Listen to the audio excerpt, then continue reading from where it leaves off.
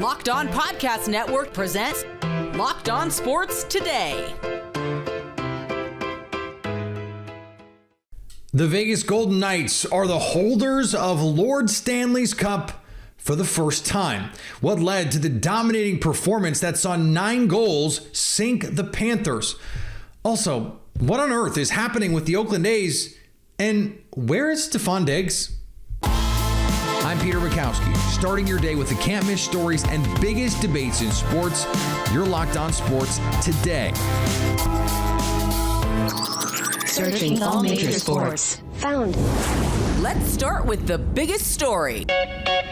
First time in franchise history, the Vegas Golden Knights hoist Lord Stanley's Cup, a 9-3 Game 5 absolute beatdown, and the party was getting started in Las Vegas. I don't know, a lot of people in Las Vegas won't even notice because that's just how Vegas is. From right outside the stadium, Chris Golick from Locked On Vegas Golden Knights joins me now. And Chris, Stanley Cup Locked On Vegas Golden Knights. Come on, let's go. You're right. Sorry. Let's give the proper respect. All love. Well, that cup is going to be full of all manner of alcohol over the next few days. That is going to be sure. This was a Florida Panthers team that came in on a charmed run. So what did Vegas find that made this such a convincing final here? Let's start with the physical play. Florida, they were the big bad bully the entire playoffs, just hitting everything that moves and doing the same against Vegas for a while. I think maybe we owe a little debt of gratitude to Boston, Toronto, and Carolina for wearing them down a little bit. And the Vegas Golden Knights, me and Tony hit this on our pod not too long ago, they were not known as a physical team, but they, with all due respect, put the beat down on the Florida Panthers physically. And the lineup they put out there tonight, they had about 8 quality forwards. They had rookies out there. And you just kind of saw the writing on the wall after the first few minutes of the game. How does this change the perception of the Golden Knights as an NHL franchise, as the viability for this team in Vegas? I mean, the perception of Vegas is strange. There's a lot of hate for the city as far as from the hockey side goes. It's fair to a degree. I know there's been a lot of concerns about how the Marc-Andre Fleury trade, Nate Schmidt, how players have been traded, Robin Lehner. I get all that. There's a fair amount of jealousy because of what happened right out of the gate in season 1. It's all fair and viable. But in the same breath, part of it's not entirely deserved because even without the Stanley Cup, this is a valid franchise. And I think that's the most important thing that me as a local day one season ticket holder, now credentialized media member, also covering the team, this team has earned their respect.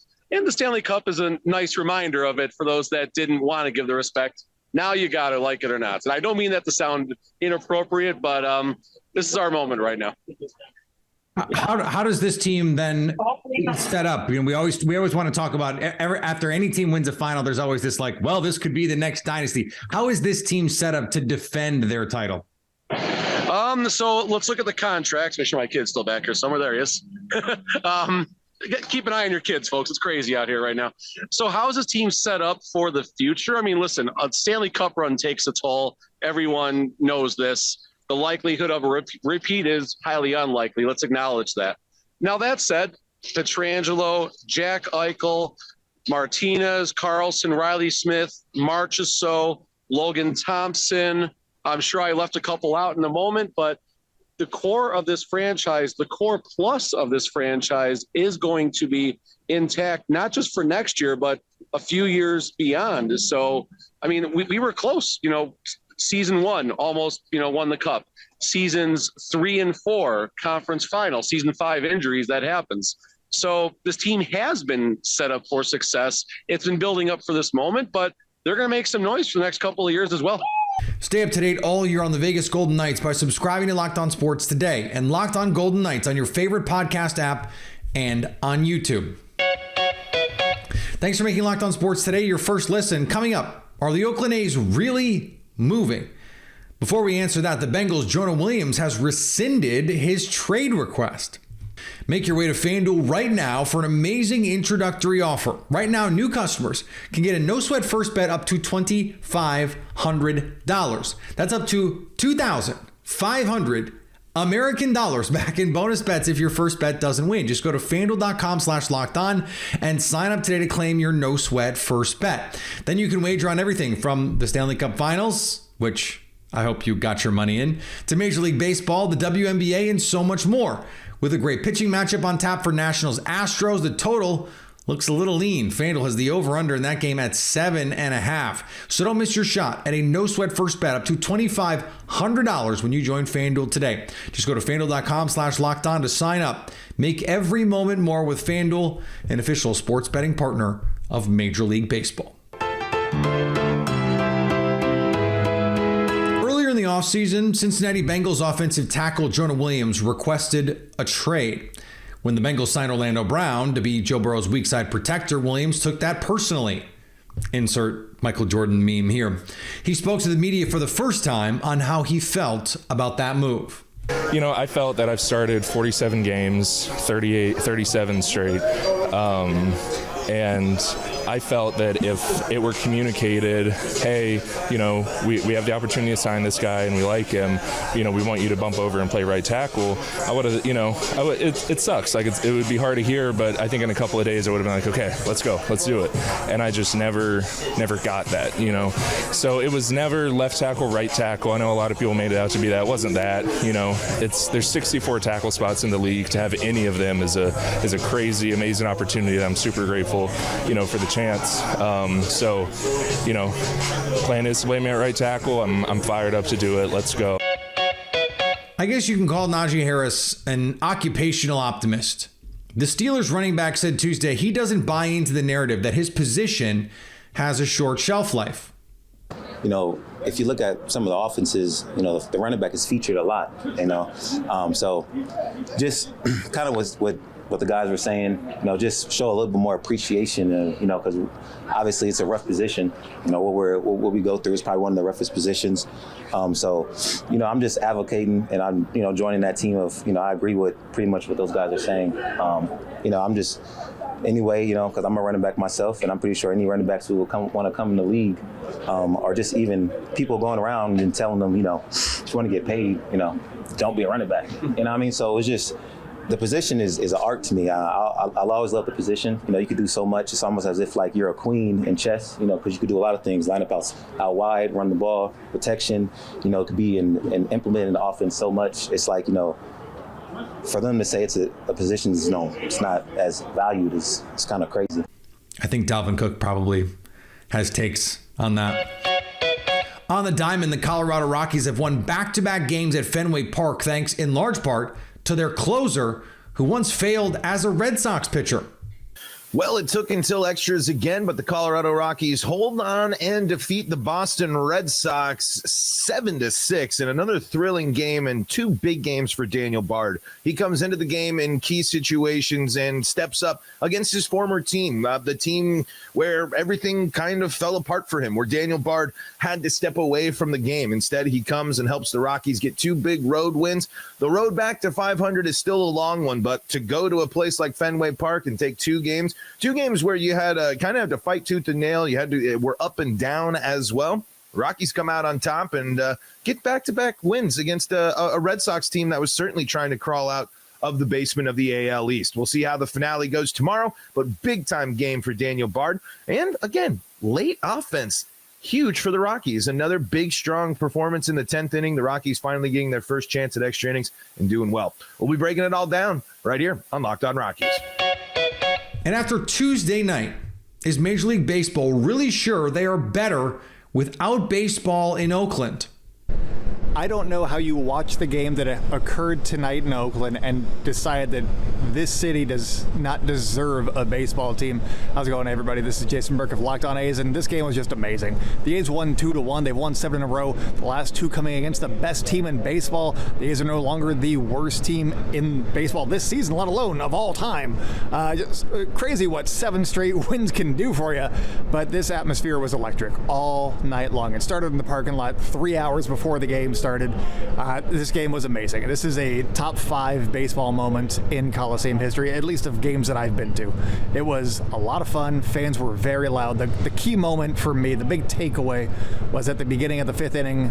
Fans staged a silent protest for the first batter of the top of the 5th inning, and it was pretty quiet. There were some people talking, mostly quiet, and then after a leadoff double given up, everything went haywire, and just sell the team chants echoed. The pitcher Hogan Harris thought that his pitch comm was broken because it got too loud at the Coliseum. It was a scene. Check it out on Instagram, or check it out on social media, wherever you like to find social media clips, because that's the one that sticks with me right now. That made tonight a top 5 night in Oakland A's history. Hopefully there's more of these games to come, but for now, that's all that I got for you guys. Tune into Locked On A's. I'll have a full breakdown of the action and just everything that I heard and everything that I saw today at the Coliseum on Locked On A's. Sometimes the sports gods just have a wonderful sense of humor. On the same day, the Nevada legislature paves the way for $380 million in a bill to help fund a new stadium in Las Vegas for the still Oakland Athletics. The fans put together a reverse boycott, I guess we're calling it. Over 27,000 showed up in Oakland to see the Athletics play. That's more than 6 times the normal attendance, and maybe 20 times what it's been some other games that we won't even mention. Right. Our guy Sully from Locked On MLB joins me now. And Sully, what a weird day to be an Oakland Athletics fan. What a weird day to be a baseball fan. And seeing all the people with sell on their jerseys and doing these loud chants telling them to sell the team. Peter, I'm telling you, I've lived many years in the San Francisco Bay Area. I've been to many, many games, both regular season and postseason at the Oakland Coliseum. I've said it. A's fans are not the most in number, but every baseball fan should go to a game at the Oakland Coliseum, because that's baseball boiled down in a Bunsen burner. There's no frills there. You're not there to be seen. And every A's fan who's there loves the A's. It's like their diehard fans are the only ones who show up. And I find going to Oakland to be a really fun experience. I know you're supposed to say Wrigley, Fenway, Camden Yards, but I love going to games in Oakland. They're gone. We all know they're gone. We can wear all the shirts you want and reverse boycotts. The bills are being passed in Nevada, and things get built so fast in Nevada that I think 3 casinos have been built, torn down, and built back up again since we've started this segment. So they could build a ballpark pretty quickly. But I'm really, as someone who spends a lot of time in the Bay Area, I'm really going to miss the A's. And I'm going to be going to the final A's game this year on September 24th. This raises an important question for me that I think a lot of people are wondering, depending on your sports fandom. Like Knicks fans have the same issue with the Dolan management and MSG and all the issues there. This is something that we see a lot. Fans that hate the owner of their team and want them to sell. Well, owners can say, okay, bye. We have other cities that are willing to take these great products, these great gems, and say, yeah, we'll get hundreds of millions in funding from the state. We'll build a stadium, and sorry, sucks to suck. So what are fans supposed to do here, Sully? I guess doing what they're doing. I mean, there are bad owners, and then there's the folks who run the A's. I mean, they've let this team die on the vine. They've turned a profit over the last bunch of years. They've let the stadium fall apart. Their payroll has gone down over the years, if that's possible, and they will not invest in the team. And they put a giant middle finger up to the fans the whole time. And it's a shame. And there's so much money in the Bay Area. It's flowing with money. And there were new A's stadium plans every hour on the hour for the last 20 years. Fremont, San Jose, they should have moved to San Jose, but the Giants stupidly, because of whatever deals they made when the Giants were trying to move, they somehow got the San Jose rights. That's where the A's should be playing. I digress. There's nothing really. They're powerless. They were powerless in Brooklyn. They're powerless in Montreal. They're powerless in Oakland. And those are going to be the three markets who will have lost teams and never had a replacement. Milwaukee eventually got another team. Seattle got another team. New York got another National League team. But Montreal, Oakland, and Brooklyn are going to be the three fan bases who they pull the Temple of Doom and rip their heart out. And look at, some will be Giant fans. Some will take the quick puddle jumper flight from Oakland to Las Vegas. But for a lot of them, this meant so much to have a team be a champion in the East Bay, and to just take that away just so lifelessly is a shame. But there's nothing we can do about it. The real green and gold is the money that these people can make.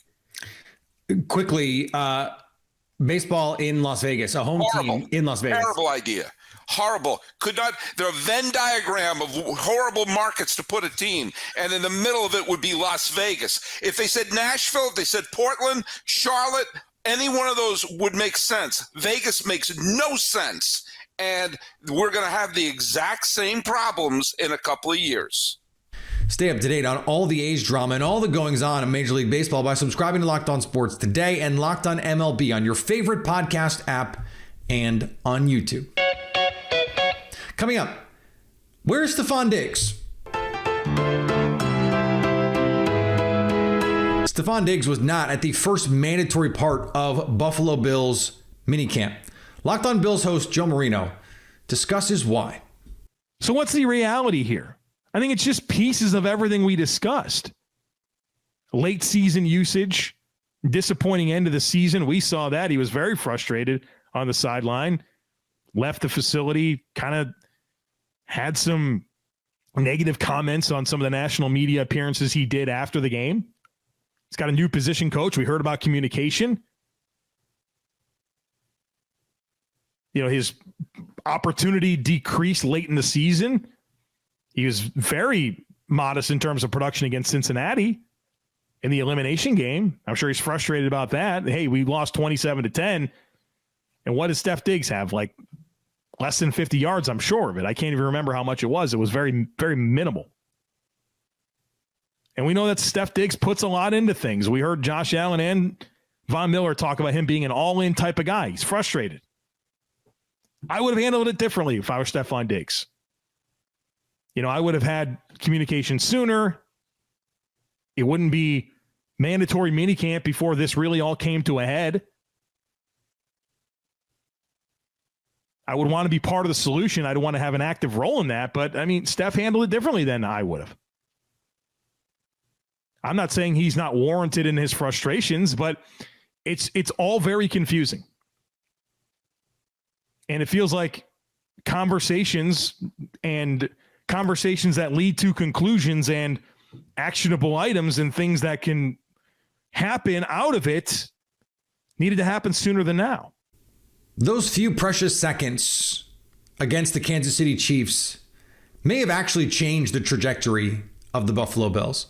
If they win that game, if the defense doesn't totally collapse, then they may well have gone on to be Super Bowl champions. And maybe everything is different in Buffalo now as a result. Maybe they never sign Von Miller to go chase a title. But that's not what happened. And now, all of a sudden, this team, you couldn't blame them if players are starting to get frustrated. If there is doubt starting to creep in. Some of their key players are getting expensive, getting older. And at a certain point, your window just closes down. The Bengals are ascending. The Chiefs are not going anywhere anytime soon. You've got superstar quarterbacks in the AFC like Justin Herbert and Lamar Jackson. All of a sudden, we could be looking up at the Buffalo Bills and going, what happened? Remember that? Well, remember those few seconds at the end of one of the greatest endings in playoff history. It just might have started a new chapter in history for the Buffalo Bills. And finally, Masters champion Jon Rahm said some of PGA Tour players feel a bit of betrayal from management. File that in the no duh category. In the wake of the announcement of the alliance with the tour, the DP World Tour, and Saudi Arabia's Public Investment Fund. I think it gets to a point where you want to have faith in management, and I want to have faith that this is the best thing for all of us, but it's clear that that's not the consensus, right? I think the general feeling is that a lot of people feel a bit of betrayal from management. I understand why they had to keep it so secret. I understand we couldn't make it through a packed meeting with more than 10 minutes after people spilling the beans right away and some article about you guys already being out there. So I get it. I get the secrecy. It's not easy as a player that's been involved like many others to wake up one day and see this bombshell, right? I mean, it would be weird if golfers weren't feeling betrayed by this move, right? Expect the paydays to be swift and large to players like Jon Rahm. Thanks for making Locked On Sports Today your first listen. Now go find your favorite team's Locked On podcast and make them your second listen. Coming up tomorrow, now that baseball is taking center stage, where do the defending World Series champion Astros stand? So at least until tomorrow, stay locked on sports today. Locked On Podcast Network presents Locked On Sports Today. For more episodes of Locked On Sports Today, go to our video on demand. Click on Sports at the top of your screen. There, you'll find past episodes of Locked On Sports Today, plus other Locked On shows on demand.